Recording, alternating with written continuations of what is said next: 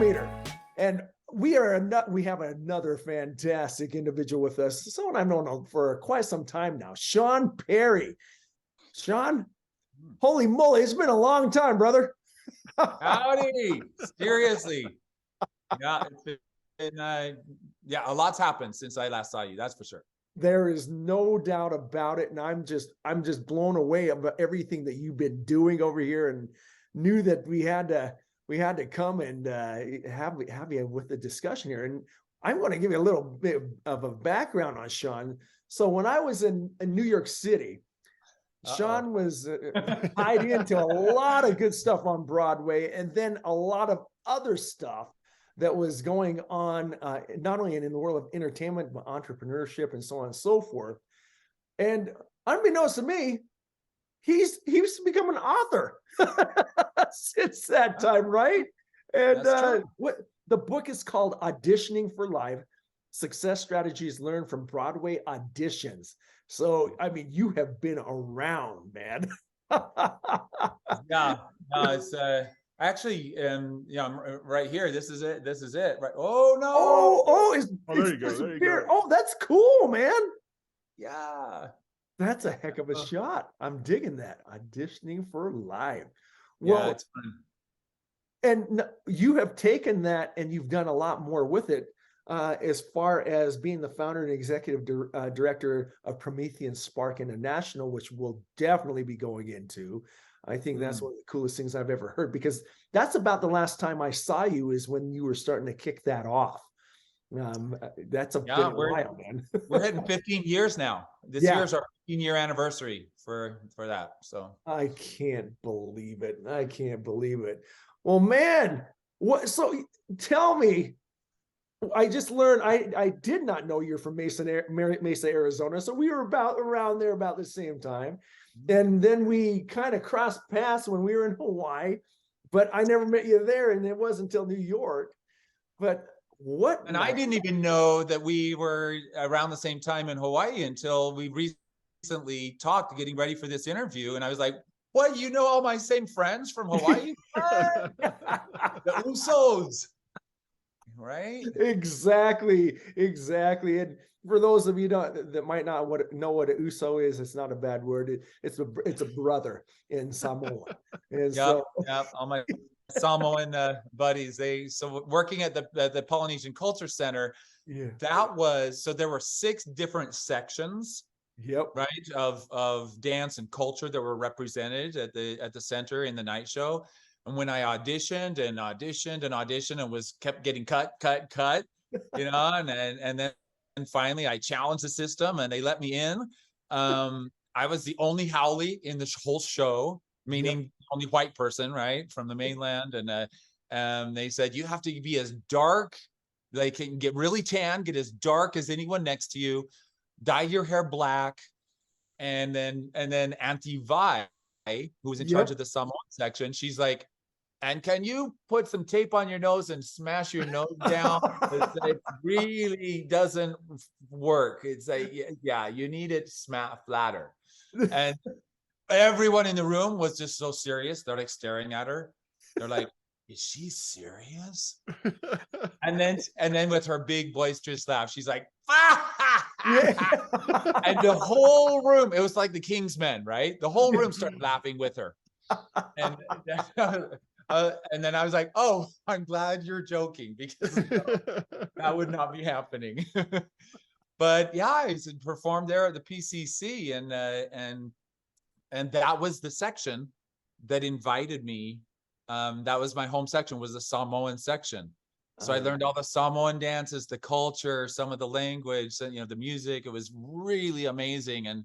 And to this day, dear friends with a lot of those guys that I performed with or rubbed shoulders with in the Samoan section. It's amazing once you're adopted into a group, especially in Polynesia. It's amazing. It's absolutely amazing. Yeah, and one thing you didn't know is Gary's wife was also out in Hawaii too, and so it's really neat to to see how this comes full circle, even though you've never met him. Right. Yep. Well, so I've got to go back into what you're doing with Promethean Spark, because I remember when you were talking about that with some of our friends back in New York, but I didn't quite know it because I had moved to the other side. I know east and west side, and you were up north a little bit there, and so lost complete context. So it was just hearsay.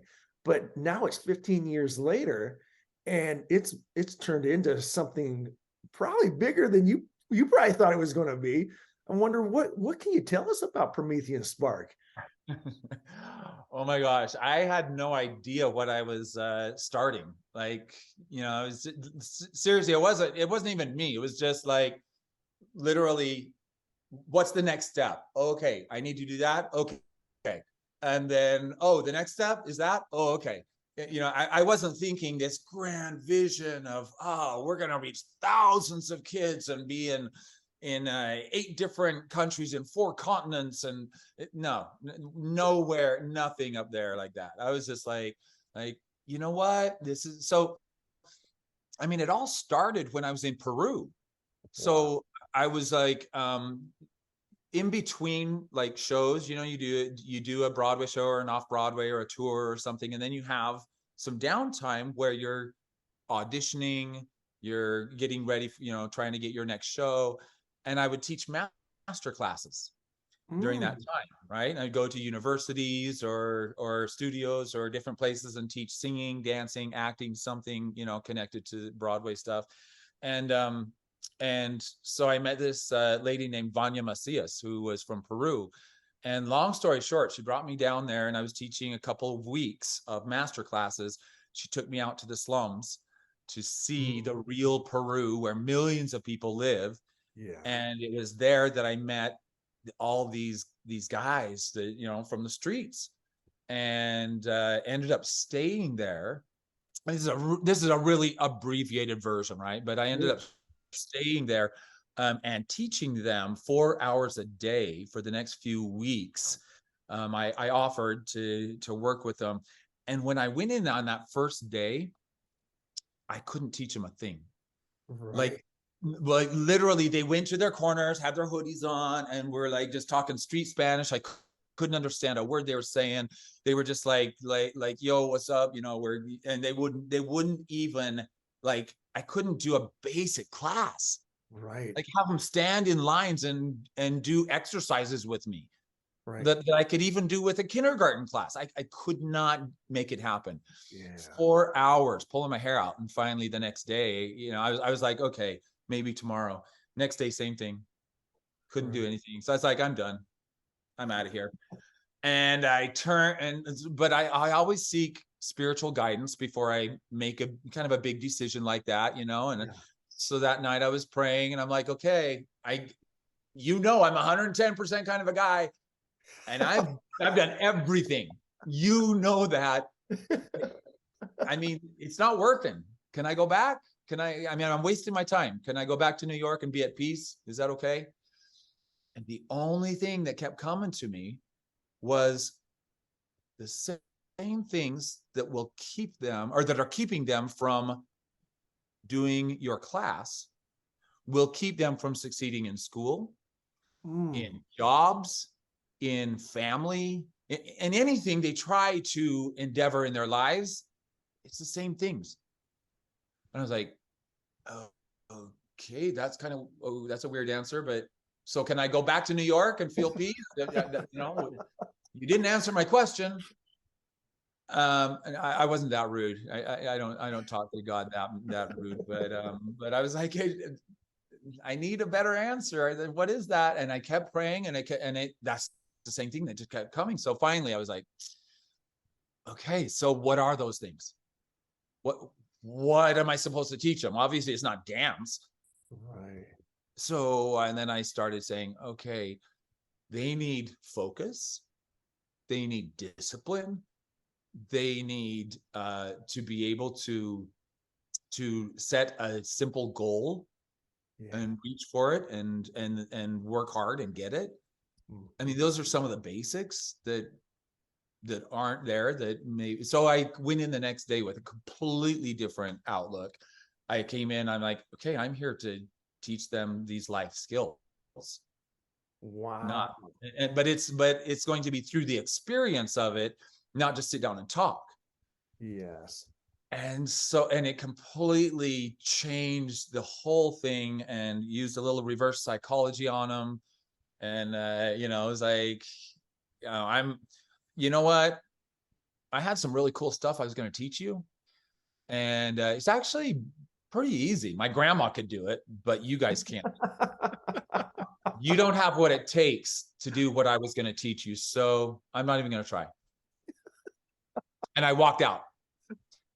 And they all followed me out. And they're like, wait a minute. You said your grandma could do it, but we can't? What are you talking about? No, you don't know us. You don't know what we can do. I was like, yeah, I do. I know you cannot do this.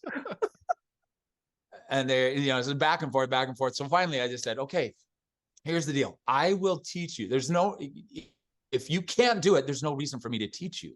Right. And, you know, it's just setting up this idea of why do we try to do the impossible? Yeah.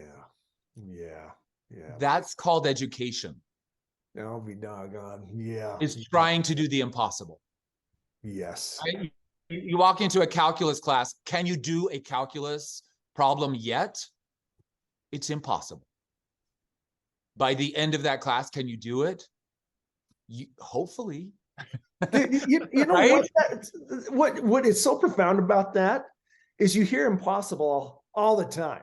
Oh, this is impossible. The country coming together, that's impossible. Just by the way, you just put that into its education. That's all it is, man. That's all it is, whether that be books or whether that be experiential. It's about the education. Holy moly. Gary, I don't know if that hit you in the same way it just hit me, but like, holy no, I've actually never really framed it in that way before. And it's actually really beautiful. That really makes a lot of sense. Yeah. And it's also okay for something to be impossible. Yes. It doesn't mean that it doesn't mean that the impossible can't become possible. Yeah.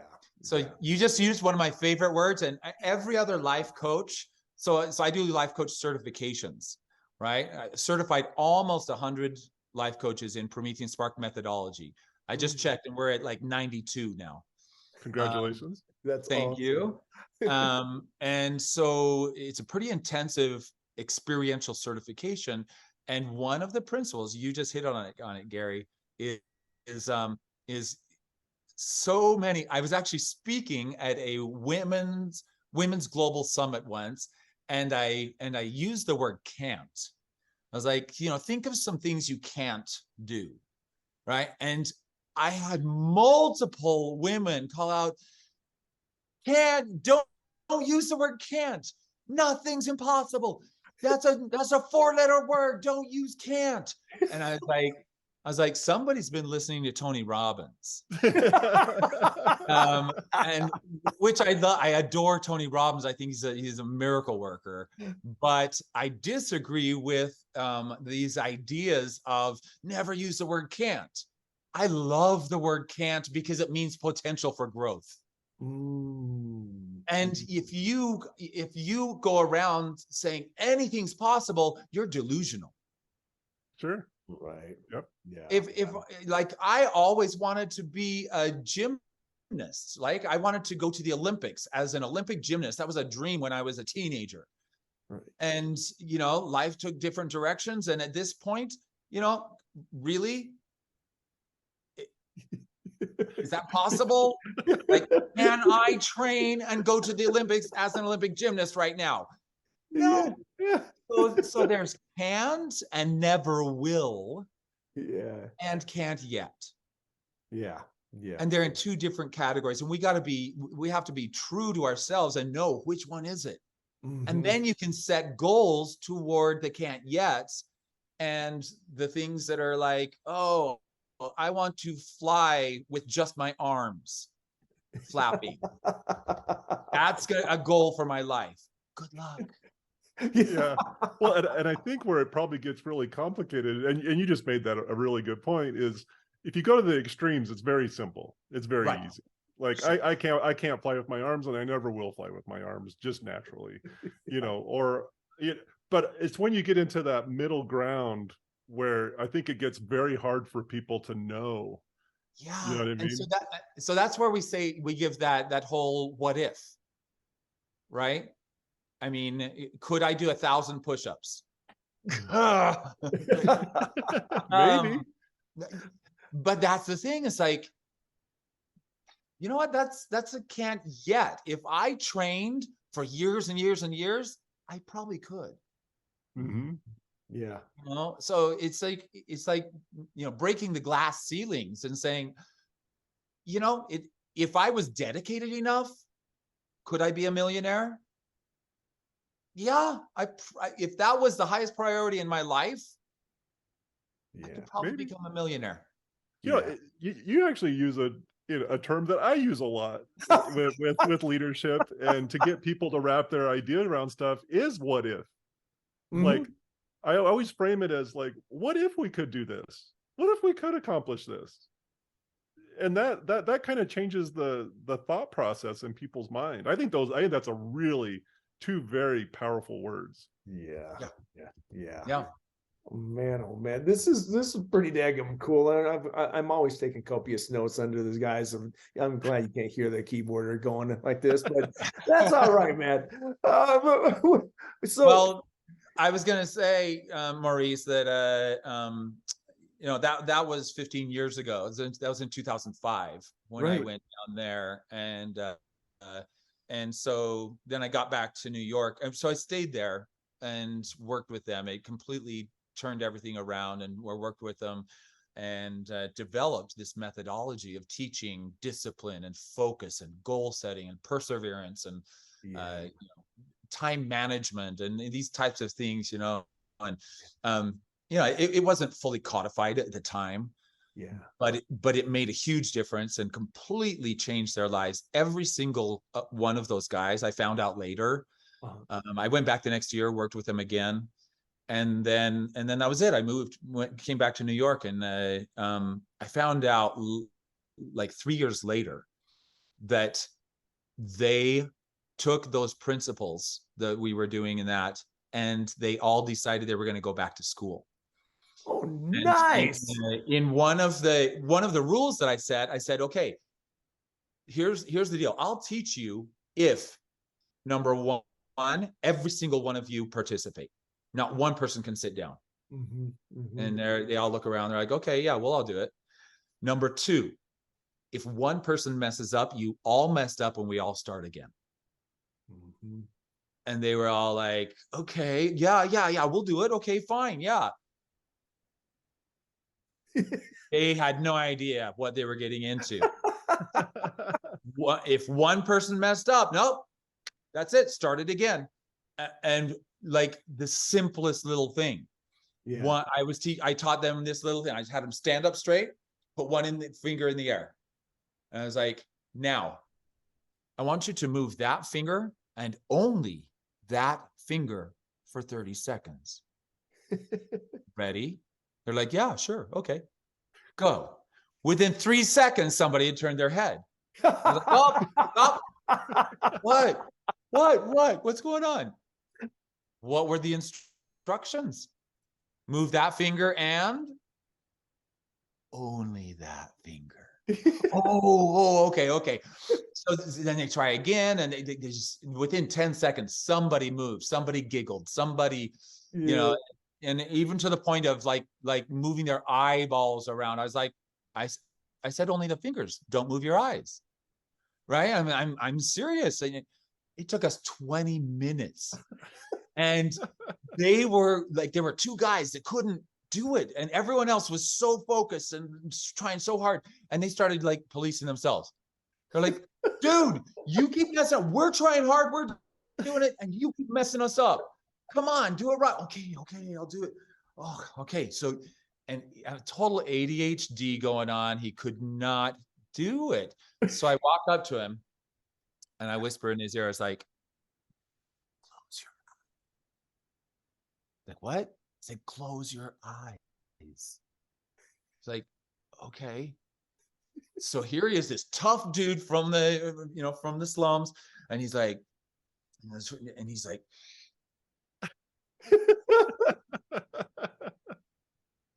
and it was, and we made it. We finally, it was like, 28, 29, 30. What? They were all jumping, celebrating, high-fiving. And I was like, guys, what are you celebrating? You moved your finger for 30 seconds. What? Really? You're excited about that?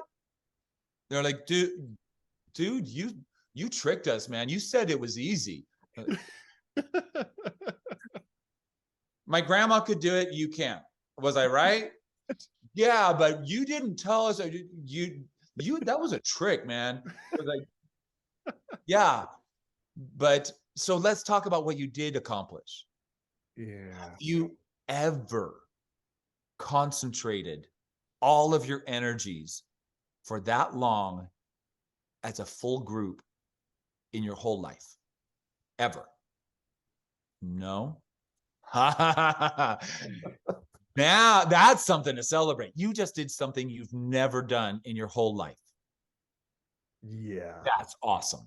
Yeah. Yeah. So then I said, I've got some more things to teach you. What do you think? And we say, okay, yeah, let's go.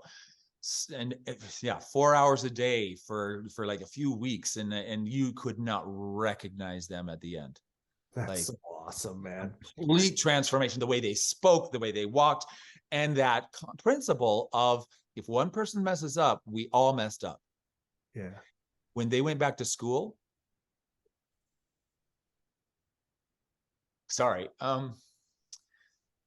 was talking to one of them, and he said, we took what you said, and we did it in the school. And if one person started faltering and like started failing, then we all rallied around them and made sure that they stayed in school. That is awesome, man. I love that. I do too. You just gave me a simple task for my kids, man. but doing it together. Every one of them graduated. Wow, man. 100% of them went on and graduated and finished high school. Oh my goodness. And that's just them. That's not the future legacy that they're going to pass on. Exactly. Well, then they started a dance troupe with Vanya and started doing outreach into their slums. And now they have 7 hubs around Peru, all of them doing outreach into the slums. Wow. And it's exploded. It's huge down there. And at that time, it wasn't called Promethean Spark. Right. So that was just the seeds of where it was spawned. And then I went back to New York and said, this has to happen all over the world. This can't just be one time. And bravo, good job, guys, and walk away. So that's when I started the nonprofit. I had no clue what I was doing. I was so lost. Like, but that's a whole, you go back to impossible and equaling education. That's exactly it, right? Oh, I was like 50C3 what? Well, and what's amazing is there's no way that seed could have been planted. And again, I'm saying no way, which means impossible, but the chances are that needed to happen in Peru. If you know what I'm saying, like the conditions of where you were at, who you were connecting with, couldn't have happened, or most likely wouldn't have happened anywhere else. 1 in a million. Yeah. Well, and now here we are 15 years later, and we've been working with literally thousands of kids in leprosy colonies in India. These are long-term programs, that we run minimum 1 month, usually 3 months or more, teaching these essential life skills through experiential learning. It's one of our pillars is we learn by listening, we become by doing. Yeah. So you have to go out there and do it. If you want to become a violin player, don't just watch YouTube videos of violinists. If you want to become a swimmer, get your butt in the pool. You've got to do it if you want to become it. And the same thing for these ideas of being a goal setter. Yeah. You can know what a goal is. Yeah. You Yeah. can know what discipline is. That doesn't make you disciplined and a goal setter and a goal achiever. Yeah. So, and what's cool too is that what I think is awesome, Shaun, is you're also teaching that individual can-do-itness kind of, goal, what you're talking about, but you're also teaching an all ships rise mentality of the way you accomplish that is by pulling everyone else up with you or supporting each other. And I think that's that everyone always talks about leveraging. You know what I mean? That's such a massive leveraging force by just introducing that alone. Yeah. Yeah. yeah. That It's does blow my part of the mind. methodology. Yeah, for sure. Well, the simplicity is what I appreciate about it most, because so many things are made too complex, and just the impact that little finger movement had years later, and they're so tight knit right now. It's just amazing. Then that was about 15 years ago, man. That's just bananas. But oh my goodness gracious. Well, and then from India, we moved on to Africa and spent like 8 years running programs in prisons and slums and orphanages in Kenya and in the slums in Morocco. And I just got back, literally, it's just a few weeks ago, got back from starting our first program, pioneer program in the slums outside of Cairo, in old Cairo. And just intense. People are like, oh, that's cute. You worked with some of the kids in, out in the slums. Good for you. That's so cute. I'm like, no. You don't understand. Like, I have to go into physical therapy when I get back from these programs because it's so intense and hard. You're pushing yourself to your limit physically, mentally, and spiritually every single day and watching yourself expand. Yeah. And then by the end of the time, you look back and say, wow, so how did that happen? And all through it, we're connecting it to life. Like we're saying, oh, you can't touch your toes right now. You're stretching and you can't touch your toes. That's algebra. You can't do it yet. But so how are you going to get there? By giving up every time it gets hard? Man. You'll never touch those toes if you keep practicing giving up. Oh my gosh, that was awesome. If you keep practicing giving up, that's awesome. I know I said awesome a lot today. That's awesome. You know what it reminds me of? I heard I can't remember where I heard it, but the gist of it is it's easier to do something 100% of the time than 90% of the time. And it kind of ties into what you're talking about in the sense of like, if you just know that it's going to become a part of who you are, you're going to do it all the time. Yeah. And it sounds like your program, if I'm not wrong, kind of teaches that. Like, once you get there and it becomes possible, then you can do it all the time. Yeah. You know what I mean? Setting habits, habits of success. Absolutely. And you're not giving yourself an out for the 10% of, well, this is uncomfortable and I just don't want to do it. Yeah. One of the things every Promethean Spark student and life coach around the world knows is this. And I'll make them do it with me because it's experiential. You don't just sit there and look and go, We're training our kids to be zombies. Yeah. And we talk about the zombie apocalypse. No, it's upon us. Yeah. Yeah. We just did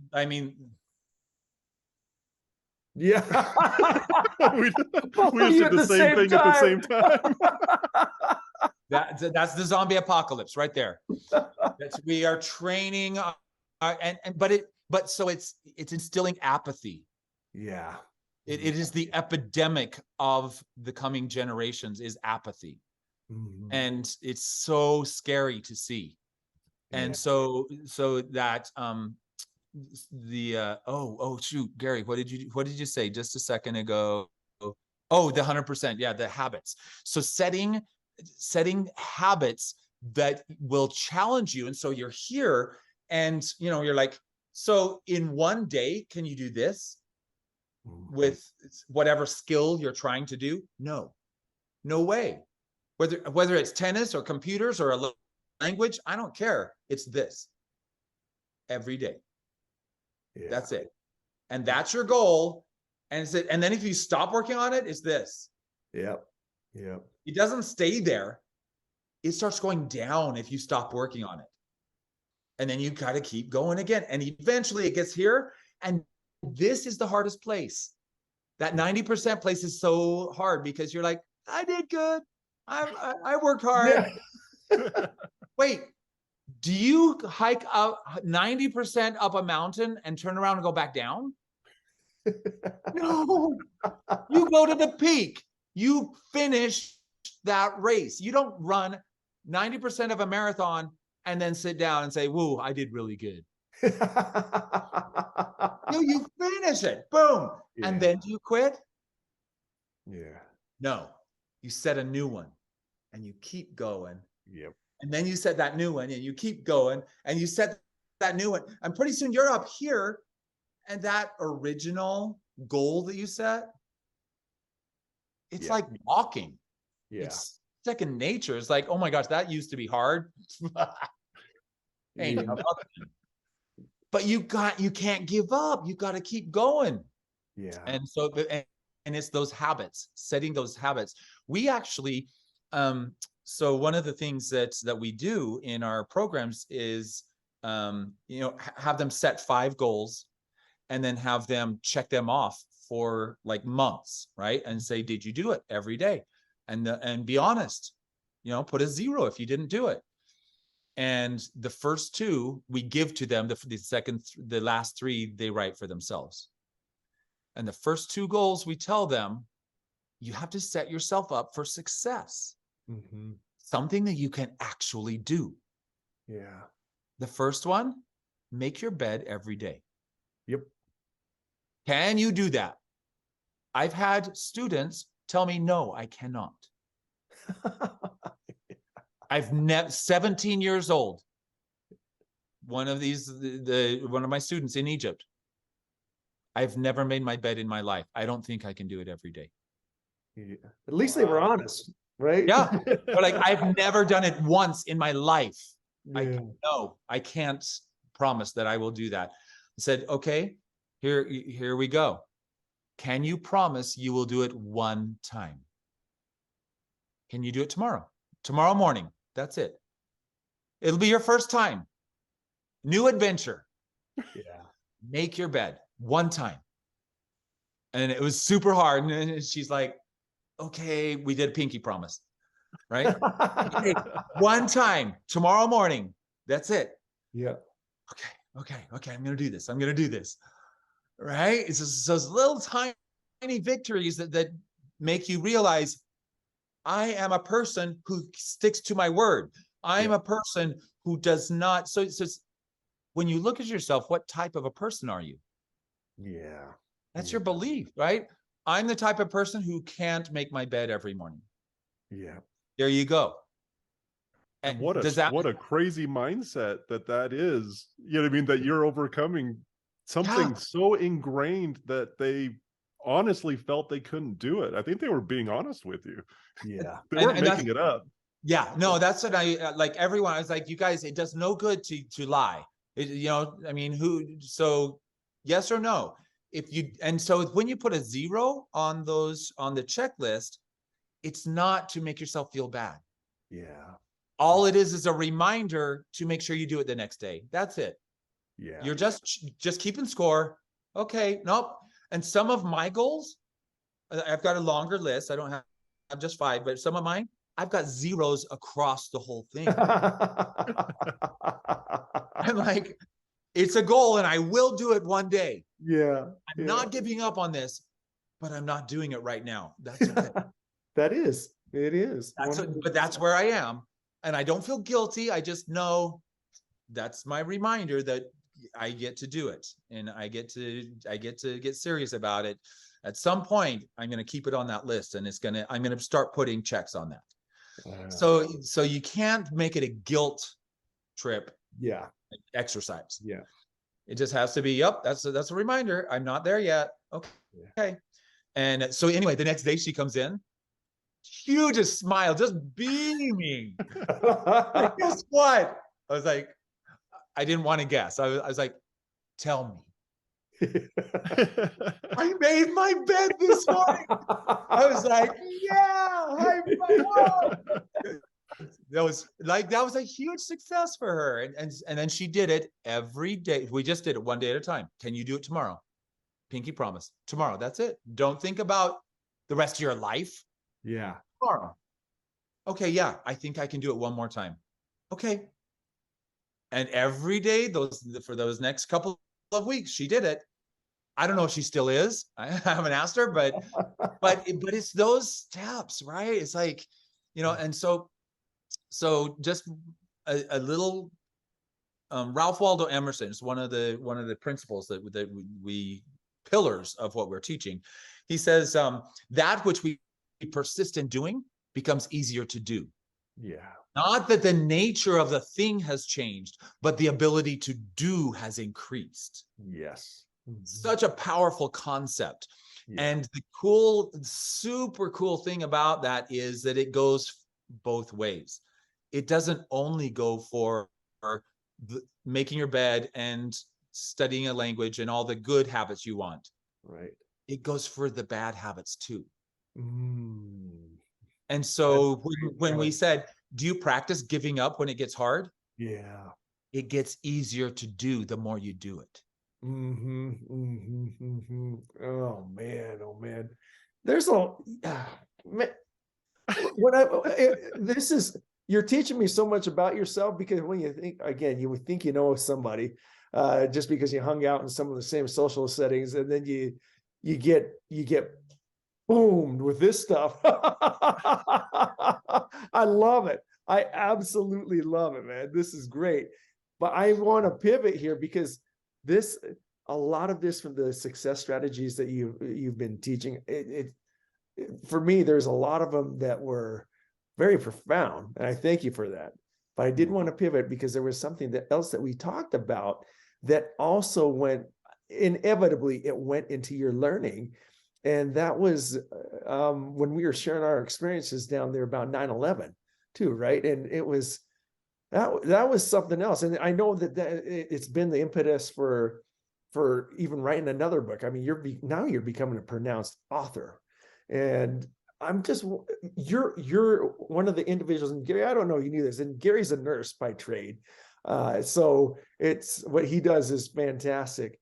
But one thing I didn't tell you about Gary is that Shaun was one of the first civilian responders down on 9/11 after it all happened.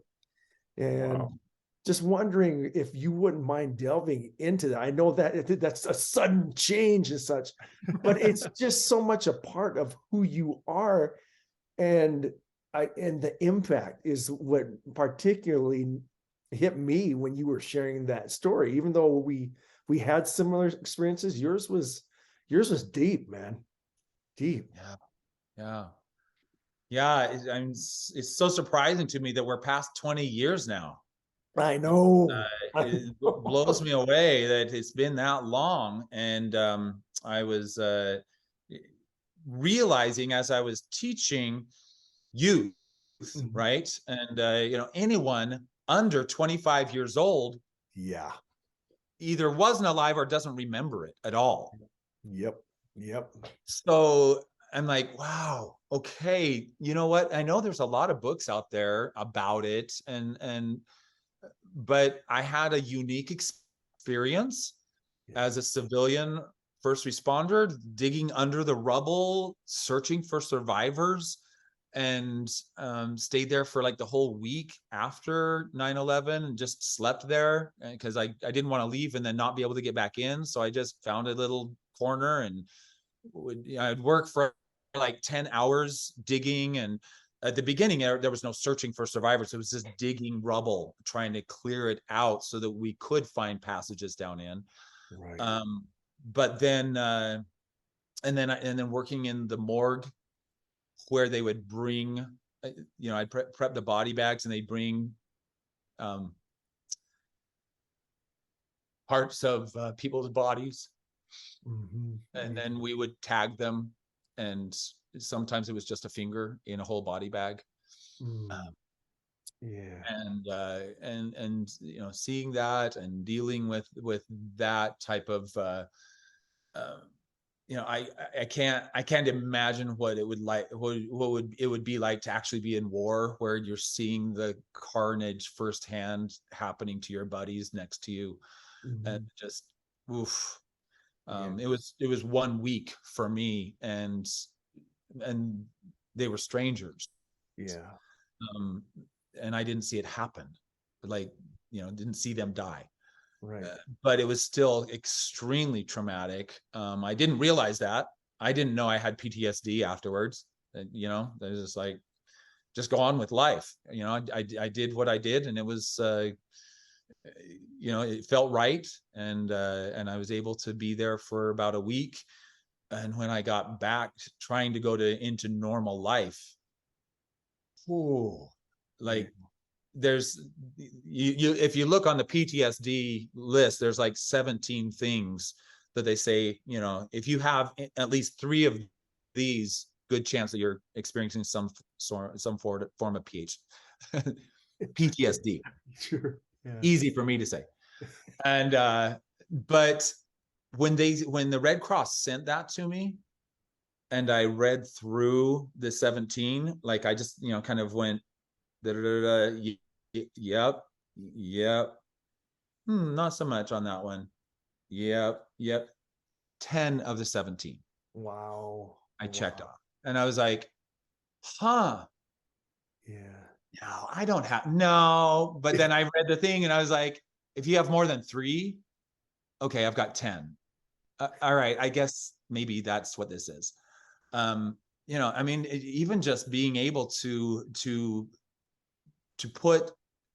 stay focused, and to be able to listen to things and respond normally, just in a simple flow. Couldn't do it at that point.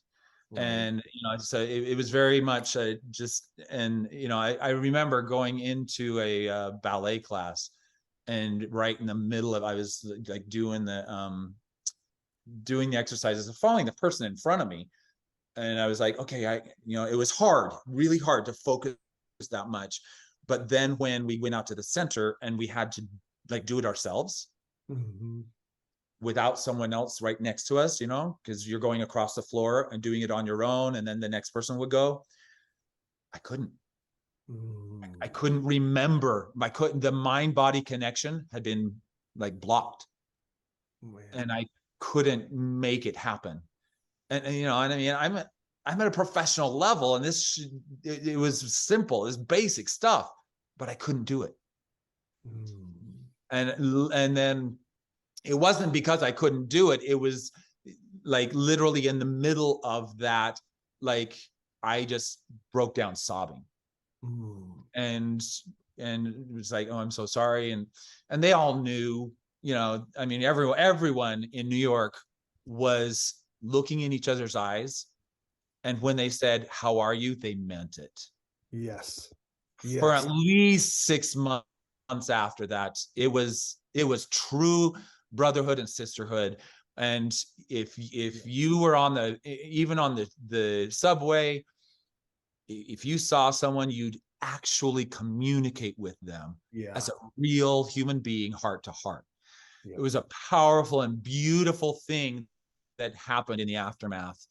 And so, that was, after being down there and searching for that week, and just pushing myself physically, because I'd work for about 10 hours.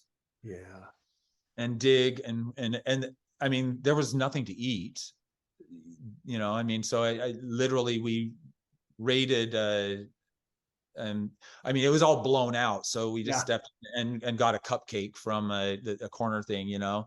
Yeah. It was going to get thrown away for sure. So we were like, well, it's sustenance. And, you know, so I ate a brownie in the first 24 hours. That was it. Wow. And then we found the Burger King right on, Yeah. you know where 21st, Yeah. 21st century, Yeah.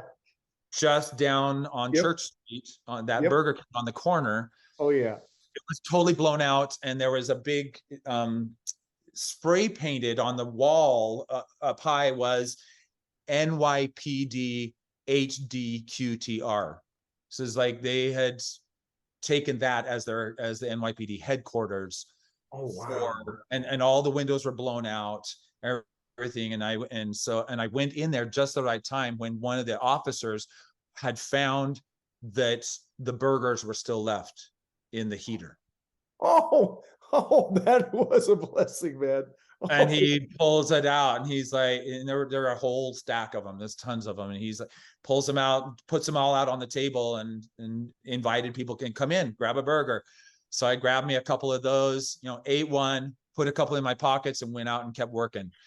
wow. And ended up because I have you know, not only fit, but I'm also very limber. Mm-hmm. And able to, you know, think quickly. I was able to climb under and like move around under, like kind of snake through the rubble. And I like literally found a shaft, like the I-beams Yeah. Yep. for Yep. buildings, right? Well, it was this big I-beam. It's like, you know, like 24 inches or maybe 18 inches. I don't know. It's about this big, right? But when the building fell, it went like this and then tilted, and then went down into the ground. The beams like a javelin into the ground. Yeah. Yeah. And so I was able to find the beam, climb inside the beam, and shimmy down it like a mini elevator. Oh my goodness. Holy moly. I didn't know this, man.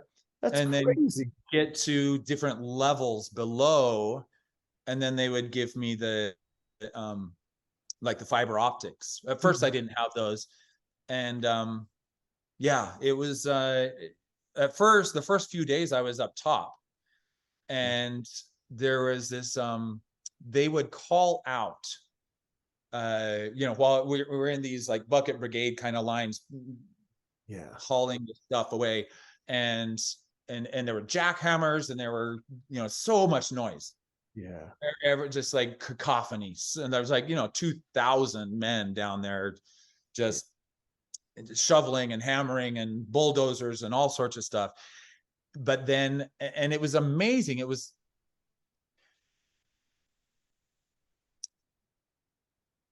the closest to Zion, the concept of Zion, of everyone working together for the good of the one, that I have ever experienced. I doubt if I ever will again. Every single person was there for someone else. There was zero guile. There was zero ego. There was nothing. I never heard, I didn't even hear a curse word once. And these are like, I mean, the NYPD and firefighters and the, you know, construction workers and like all of these, I mean, they're, you know, they're tough guys. And they, if somebody called out, we need water over here, water, boom, boom, boom, boom, water came. I need a shovel, shovel. You know, you're climbing up something, you slip, 3 guys behind you to catch you and push you up. Like everybody was watching out for each other. Everybody was there. It's like, literally, I found this area that we could kind of climb into, and I was like, you know, I need you know, I need a line right here of people, and I started handing things, and boom, it appeared, and we started digging right in that area. And we found an opening that the other guys couldn't go down in. Right. They were, either too bulky, couldn't go around the rebar. And I had already gone down in and come back out, but I wasn't licensed. I wasn't under a department. I wasn't anything. And so they were reluctant to have me go down. I wasn't trained like one of them. Right. But when it came down to it, they gave me basic training on the spot and then said, we need you to go down. Wow. And so the training part of it was, if you find someone, or when you're looking for someone, while we were up top, I would hear all the way to the front of the line, they would call out, quiet, quiet. And within 5 to 10 seconds, everyone went completely silent. Wow. The bulldozers turned off, everything completely, nobody said a word, nobody shoveled, everyone went complete silence, motionless. And we stood there and just waited. Complete silence. And it was such a stark contrast with that cacophony so loud, and then complete silence. And we knew that somebody was down underneath calling for survivors. And with the loud noise, they couldn't hear if they were there. And so they would call out for them and see if they would respond. And they had to listen close. And if it was, somebody was like, I'm over here, they had to be able to hear that small voice and go toward it. So we had to be completely silent while they called. And that happened numerous times, and we did find people, and they would, most of the time they say, back to work, and we'd all go back to work. But every once in a while, silent, and you'd wait for a while, maybe it's a little bit extra long, and then you'd hear, we found one. No freaking way, man. that was just a joke, right? Good night, man. How? Oh, the cheer went up to heaven. Just, wow! And everyone went back to work harder than ever. This is working. There's people alive down there. Yes. And then you just kept going and going. And so this time, though, it was my turn to be down there. Yeah. And so they showed me what to do. And they said, when you're down there, if you need to be in a place where you think that you calling out, that there's enough passages and enough things that you could actually reach someone. Yeah. Because when you call out, 2,000 people stop working. Wow. Wow. Wow. So sure, you're in a position where you think that it is real and that that you could find someone. And so then they said, so you call out, we will all be quiet. And then this is what they taught me to do. And I did it. So then as I said, okay, it's time, I need to call out, tell them to be quiet, because underneath it was even louder. Right. Just echoing from the ceiling of the terrain down underneath. Oh, it was just deafening. And so I was like, I need it quiet. And above me, just complete silence, just totally. And I'm down under, 50 feet under. And so then they said, so first call out and say, if you can hear me, call out, tell me you're there. If you can hear my voice, call out. And of course, if they call, great, then you hear them and you keep getting them to call so you can go in that direction, because it echoes and you don't know where it's coming from.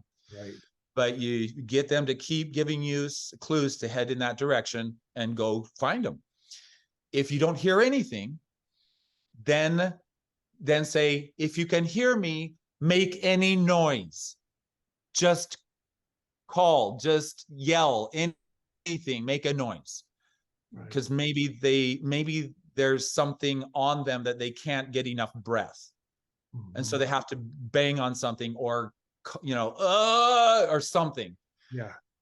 And if you don't hear anything, then say, if you can hear me, scratch on something or hit on something. Because if something is on their throat and they can't vocalize, they might be able to make a sound, king, king, king, or something. So make a sound, hit on something, kick on something. And then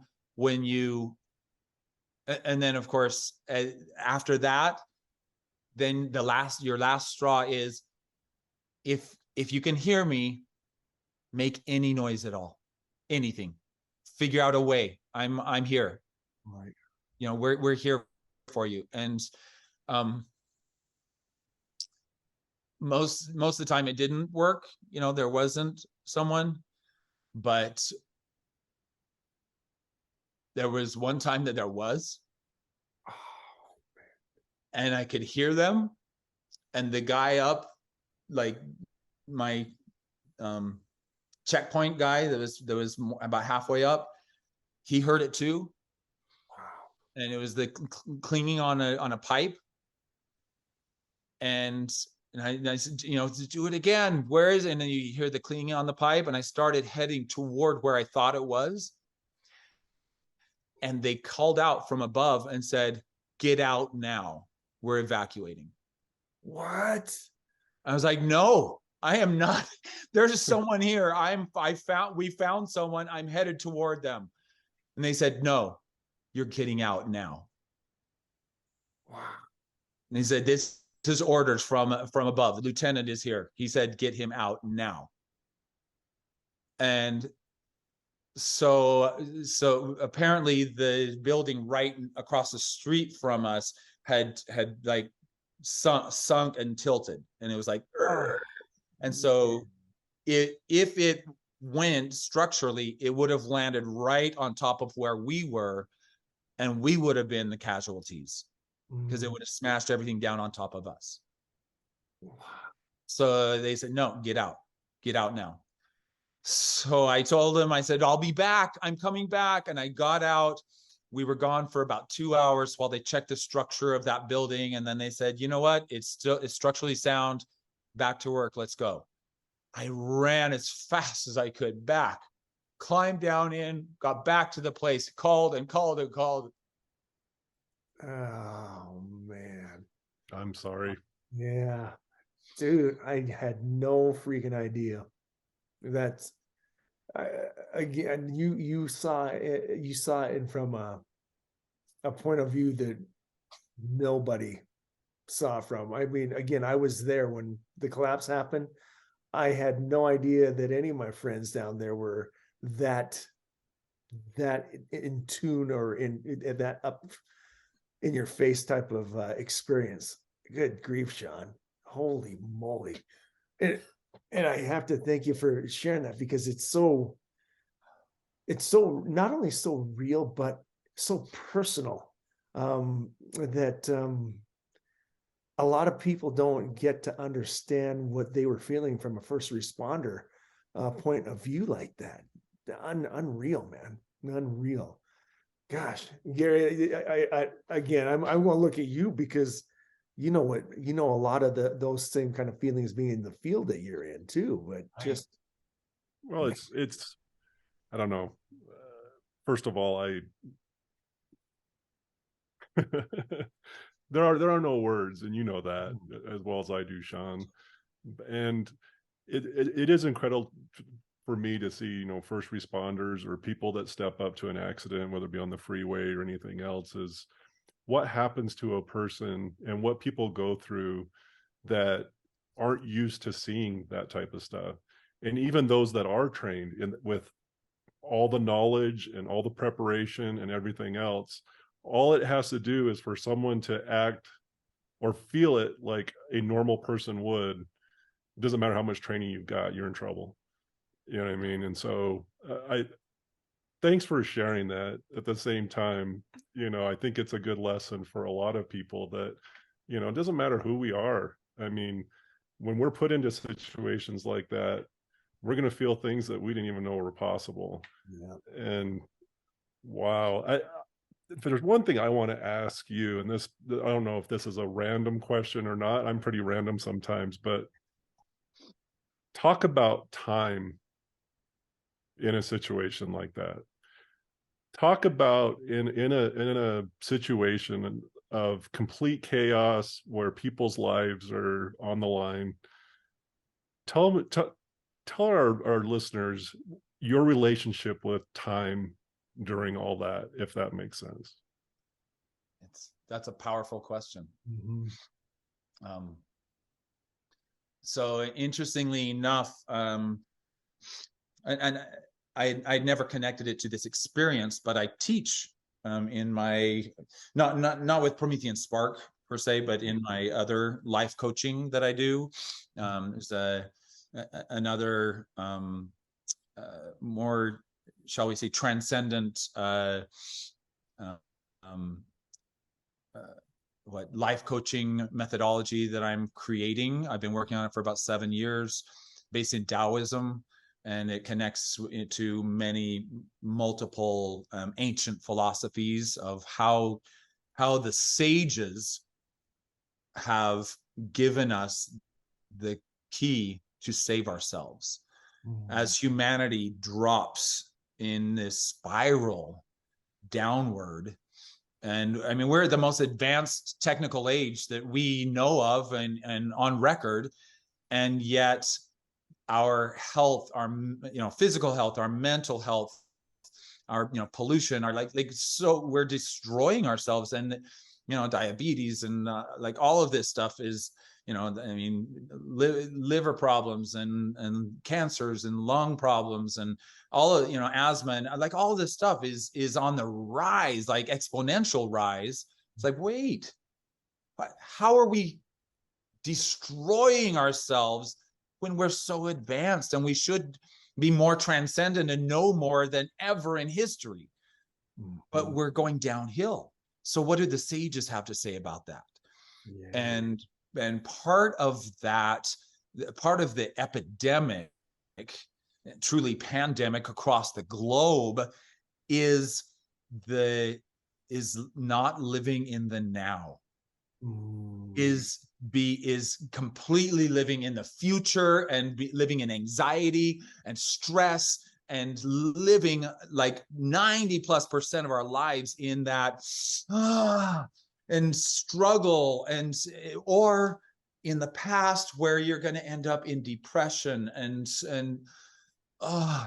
just if you live a long time in the past, you end up in a deep depression, and it drags you down. Whereas the future eventually, so I mean, you have to do it in doses. We have to reflect on the past to know where to go in the future, and we have to go to the future to set goals and to work toward them, but in doses, and then live the majority of your life in the present. And when you're in a traumatic experience like that, that's so on every level, spiritual, mental, and physical, so that visceral connection, when you're truly living, like each moment is in a highly connected spiritual space, and you're having to think, I mean, every neuron in your brain is cooking and firing as fast as it can. So literally you're on in this space. You are 100% in the now. Yeah. The world disappears. Like I had no idea. And when we go into flow, my friend Bruce Jackson actually talks about flow a lot in his work. But when we go into flow, everyone has, I mean, most people have experienced it at some point, when you're in the middle of something really cool and amazing, and the world disappears, and you're just like, oh, you're in this like bubble of extreme concentration. Mm-hmm. Everything else is gone. And then when you come out of it, you're like, oh, it was like you're underwater. And you take a deep breath and you're like, oh, that's right. Yeah. Oh, that's right. I need to go shopping, and I need to have that conversation with my spouse, or I need to whatever, like a million things come back. But when you're in the middle of that, boom, you are absolutely in that transcendent space of the eternal now. Yeah. Yeah. And that's what that experience was a week of eternal now. I'm looking at what you're saying about the now, and the experience, all the experiences that have been so profound that you've shared here have all been about the now. I'm looking about the finger thing, right? That you're teaching, that's purely in the now. And it was pure concentration on that. Then it led to future success. And looking at what you're talking about, everyone working together for the one, that was all the now. And you look at the power of that and how it influenced all the different lives, whether it be in the midst of a tragedy like 9/11 or the development of some underprivileged kids.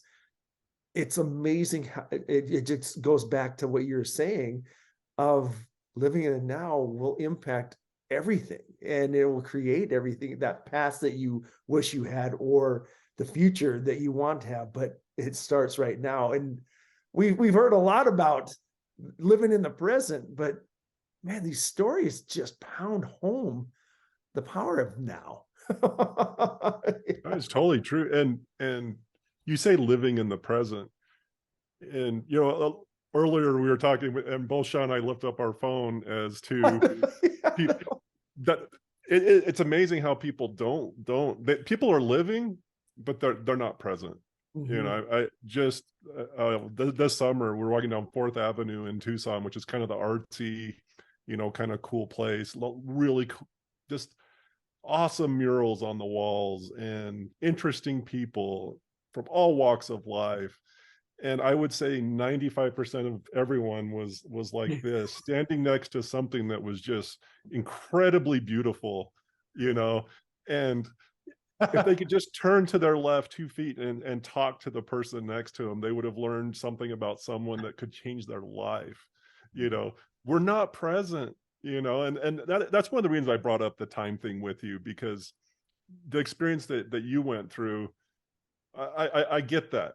And that's why I ask, because, for me, oftentimes it's having somebody that just came in from a horrible motor accident or something like that, and everyone becomes present, and it becomes a beautiful thing, even in the face of tragedy. Yes. And so thanks for sharing that. Thank you. Yeah. Literally, we just had our Thanksgiving gathering, right? And our whole family's there. We had a ton of them there, and getting preparations for the meal, setting up some tables and stuff, and walked around the corner and lined up were 5 of my nieces and nephews, all of them. Yeah. And I was like, oh, this is how we do family reunions now. Oh, okay. And a couple of them started laughing, and the others didn't even look up. And then, and walked over, and I was like, you're free. I am not here to tell you what to do.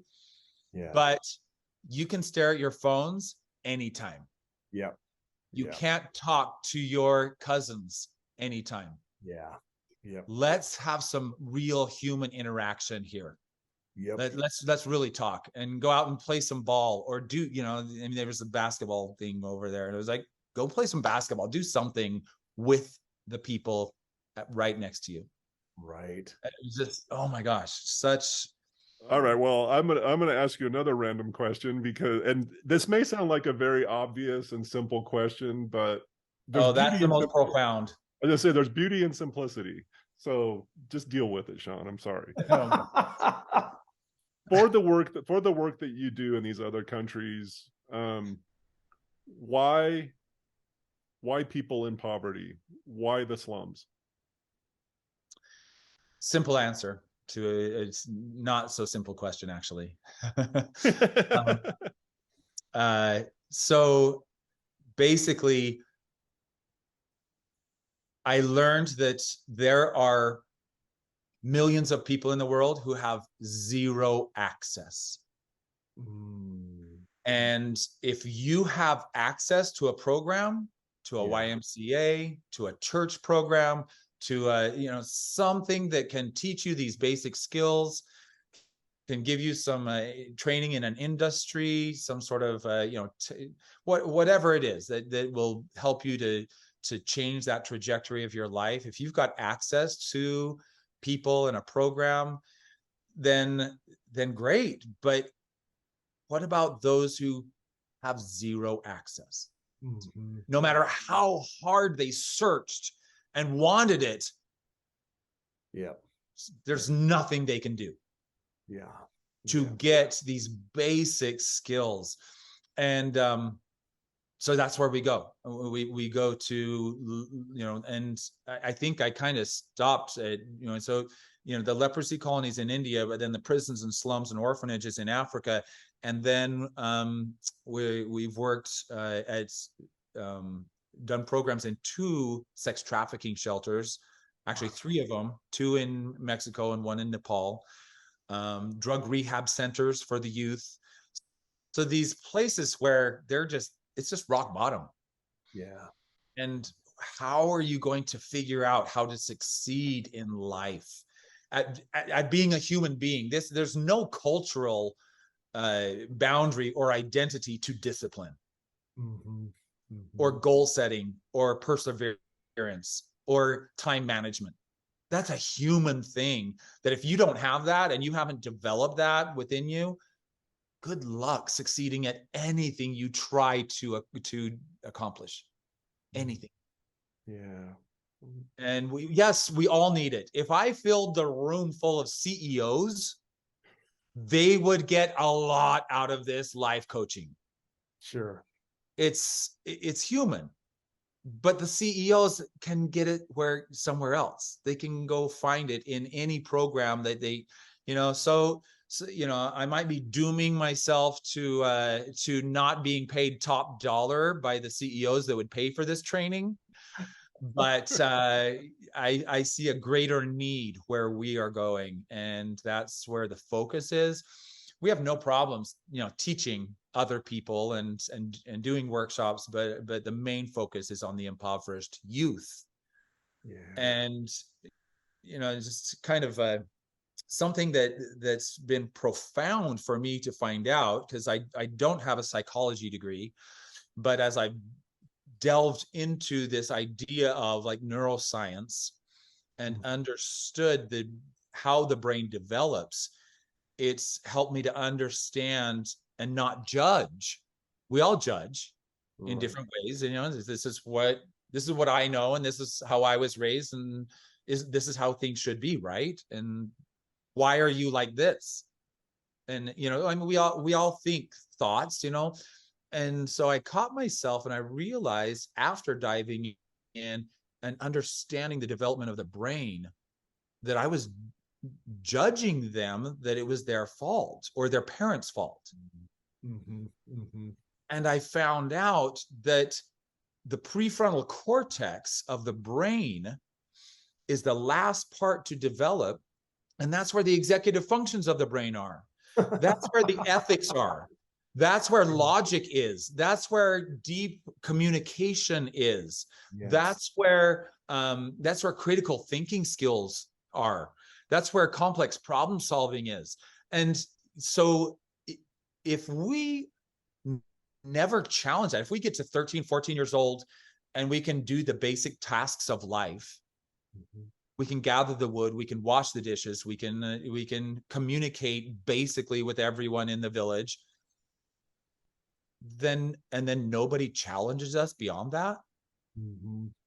It's the same as a muscle. It doesn't grow if it's not challenged. So those neural pathways are never developed. And so that's that like, arrested. Yeah, go ahead. oh, I'm sorry to cut you off, but it's so profound in the sense that, and their parents don't have access to pass that on. Bing It's bong, not, it's not there. bong. In Japan, if you hit the nail on the head, they touch their nose and say ping pong. Exactly. So those neural pathways were never created. So how can I expect them to know how to set goals and work towards them? That's abstraction of hypothetical ideas in the future. How? No, they literally cannot. But can't yet. Interesting. And what if? Goodness, that's awesome. What if? Shaun, this is, I mean, we've taken way too much of your time, but I mean, this could go on and on and on. And I have a feeling that we will be talking about this in the future. I know you're heading back off again to foreign lands to do the good stuff. And I want to stay in touch with all this stuff, especially not another 15 years, man. Because this has been profound. Again, I knew you for, gee whiz, a number of years, literally from 1998 to 2007 in New York. And good night. All these things that you've done in the meantime, they will continue to do marvelous things out there. And thank you for being incredibly vulnerable. Good night, you're vulnerable, man. And I appreciate that, because it makes me reflect on everything that not only I have, but the opportunities that we could present to others if we're in tune with that. So thank you.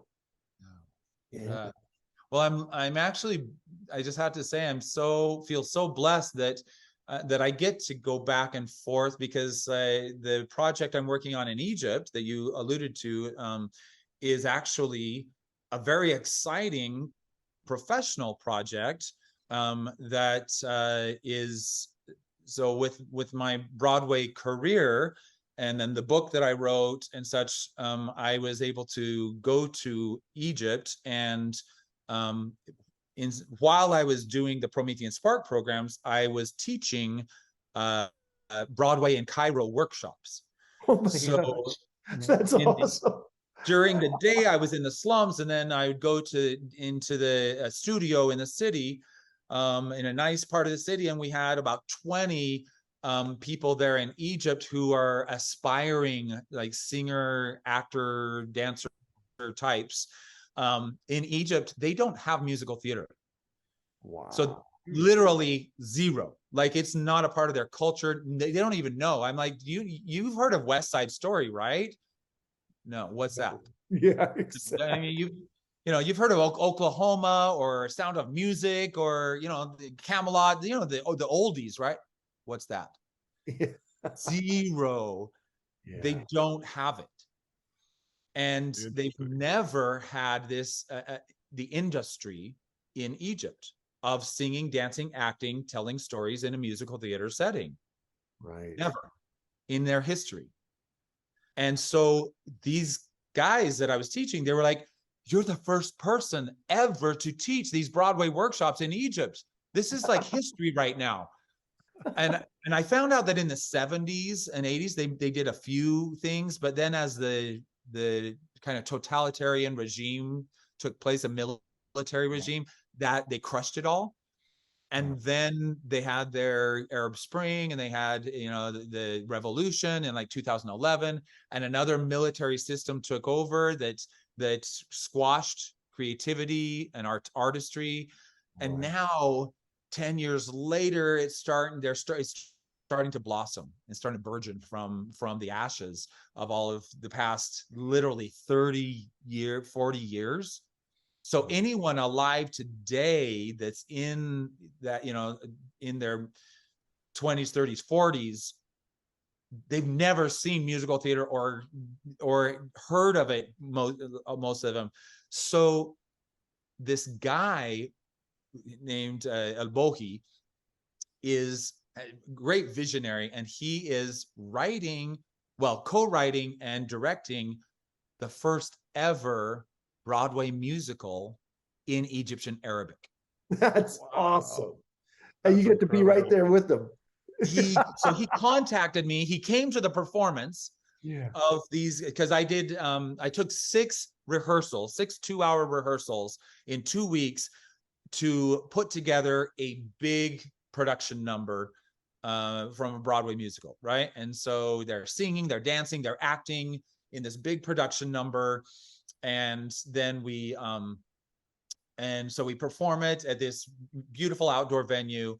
And he comes and watches it, and he pulled me to the side, and he said afterwards, and he says, we need to talk. So we did dinner, and he says, you know, I'm moving forward with this huge production, like 50 people in the cast, like some of the people are movie stars that are in the leading roles. Like, this has never been done. But none of us have ever done a musical before. Wow. None of us have ever done Broadway, let alone not only Broadway, but a musical, full length on stage. So he's like, would you come on board as our Broadway consultant and the coach? So I walked in there, and I was like literally blown away that, wow, they're working hard. They've got some amazing talent. They've got great, brilliant ideas for tech, for all, and lots of stagecraft things going on, but they don't know musical theater at all. Yeah. Wow. They had no idea how to, like, the choreographer, he's brilliant, he's really wonderful, but he didn't know how to build character into choreography. Yeah. And to tell story, and to use, and do period. Like, he knows contemporary and ballet, basically. And I'm like, whoa, no, this is 1929. Yeah. You don't do Yeah. no, that's not 1929. No. You get, right? So I was like, did like crash course in Broadway styles of choreography, and Susan Stroman, and jumping back to the Nicholas brothers, and then going all the way back to Michael Kidd and Agnes DeMille, and being like, this is how you tell a story through the musical numbers. And then teaching belting styles to the leading characters, and because they don't know, they don't use vibrato at all when they're singing in Arabic. I didn't know that. No, it's not a part of their culture. And so to be able to support and to use that, understand their voices, and instead of singing it, bring it forward, be like, and be like, oh, that's how you're going to get that really cool piercing sound, right? And so it's like, we literally, going back to the 1930s in the American Broadway world, where we had actors, like comedians and actors, we had a group of dancers, and we had singers, all separate, and then they would come on separately and tell the story. And because there was nobody that could sing, dance, and act all at a professional level. Right. And so I walked in the door, and that's what they had. They had hired like 20 actors and 20 dancers. And that was it. And I was like, wait, do they sing? He's like, no, we didn't ask if they could sing. But you didn't check to see if they could. This is a musical. Yeah. And they're like, no, the leads are the ones singing. Okay. So I went through and trained them for a couple of weeks on basic singing, and then auditioned every one of them to see who could hold a melody. And then we didn't have enough. We only had about 10. And so I said, okay, talk to the director. I said, we need more people who can really sing. So we held a different audition, and we hired 8 more like real singers to join the cast. So it's just been an amazing adventure of, you know, just going basically time travel back in history of when Broadway first started. But they've got YouTube and they've got all sorts of things, you know, that they can reference. So they're a huge step ahead, but still trying to figure it out in basically the pioneers of a new industry in Egypt. I'm loving it. That's so cool. When you get back, I wouldn't mind getting a debrief on this one and just seeing how that rocks. Absolutely. Yeah. It's quite the adventure. And of course they're doing it all in Arabic. Right. And I don't speak Arabic.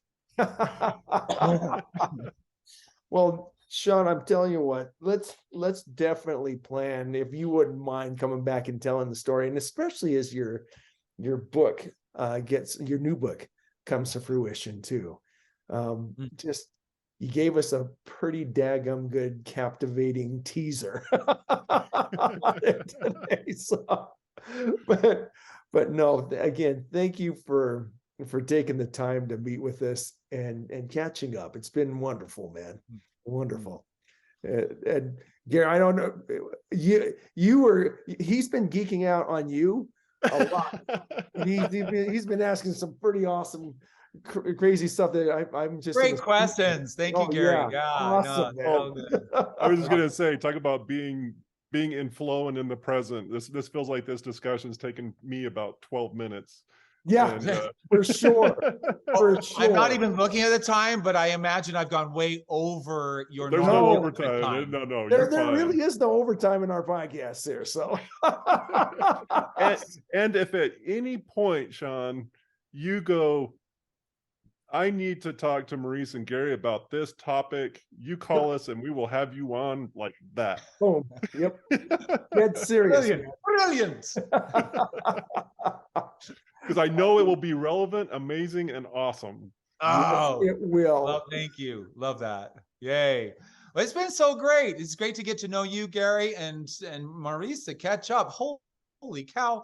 It's been forever. I love what you're doing. And oh my gosh, you are a light in this world. Thank you so much.